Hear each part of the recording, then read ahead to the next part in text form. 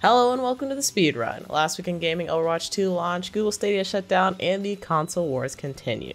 Let's jump in. Starting with the headliners, God of War Ragnarok went gold and will be releasing in 25 days on November 9th. Kojima Productions confirms Ellie Fanning will be in the next project, and it's speculated to be Death Stranding 2, though I haven't heard anything yet. The PlayStation Stars program is now in North America. You can subscribe to the service to earn points on challenge campaigns or custom campaigns for the games that you enjoy. PlayStation Plus members earn points for eligible purchases on PlayStation stores such as games and add-ons, and points can be exchanged for rare digital collectibles or redeemed for PSN wallet funds, which seems like it's only redeeming quality. The Mario movie trailer came out to a pretty positive reception if Twitter is anything to go by, although most people, including myself, liked everyone's voice except for the lead, Mario, played by Chris Pratt. I've seen him do a good job in the Lego movie, so I have hope that maybe it was just this specific scene where he didn't do the best, but we'll see if we get something later on this year. Overwatch 2 came out to a shaky launch last week with 2 different DDoS attacks, as IGN was updating their article, and maybe some more DDoS attacks to come into the future.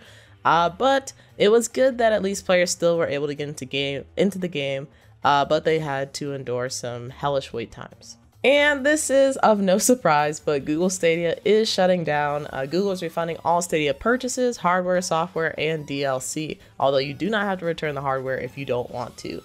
Members of the Stadia team will be, quote, carrying this work forward, end quote, in other departments of Google. And everyone pretty much saw this coming because Google shut down a lot of their projects that were in development pretty early on. So another console bites the dust. Moving on to the updates, Street Fighter 6 just ended their closed beta, and a lot of gamers are sharing their absolutely unhinged fighters from the character creator. Xbox and PlayStation are still fighting about the Activision Blizzard acquisition, with Xbox launching a webpage to explain their side of the story. Surprisingly, Brazil also decided to jump in and give the full unrestricted approval of the Xbox Activision Blizzard acquisition, while the UK is siding with PlayStation. So this is turning into just dividing the world in terms of whether you're an Xbot or a PlayStation pony. So I guess we'll see how things develop in the future. On the other side of the console spectrum, Nier Automata has had a very successful port to Switch, with a lot of outlets calling it the miracle port, with the game running at a stable 30 FPS with 180p. The Virtuos devs responsible for the experience have been performing miracles like this with Dying Light, Dark Souls Remastered, and the BioShock collection being among their Switch ports.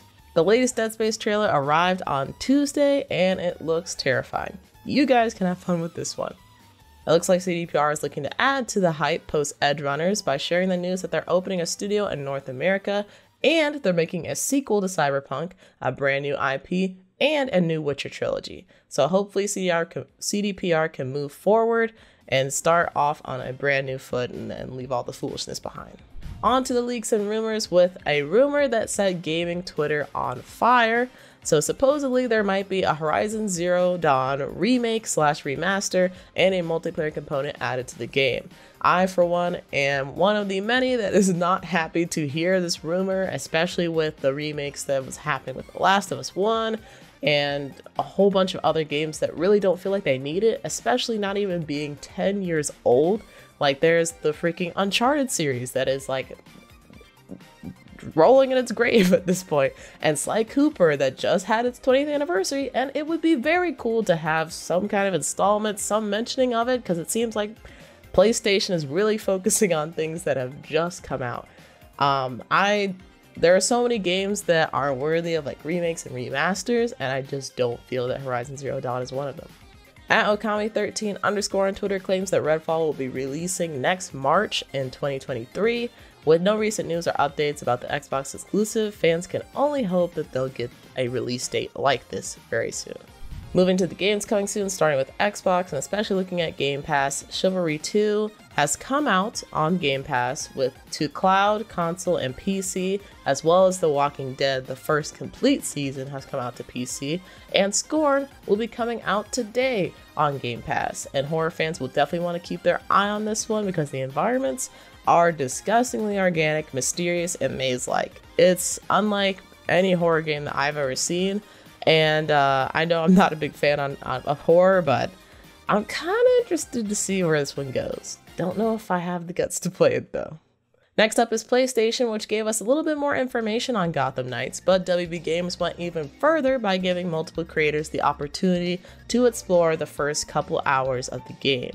And most creators, at least that I've seen, have had a pretty good experience with it, which makes me a little bit more positive considering the last news that we heard about Gotham Knights. Nobody was able to get their hands on it except watching dev previews. So I'm glad to see that we're doing a little bit better, and hopefully I'll get a little bit more hope as we move closer to this month's release date.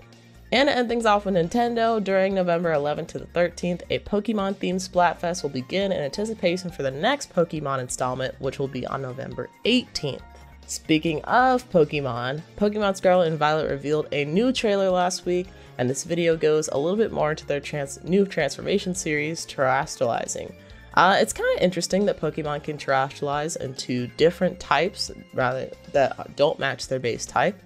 We also get to see Giraffrig's new transformation, which is Farigiraf, a totally cool and memorable name.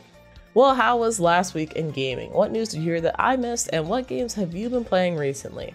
I've been getting into God of War 2018 on Twitch and been having an absolutely fantastic time. Plus, I just started Neo the World Ends With You on the Switch. Here on the channel though, you can see me finishing up my Stray playthrough, so be sure to check it out. Alright, well that's it for me. I'll see you all in the next week of gaming.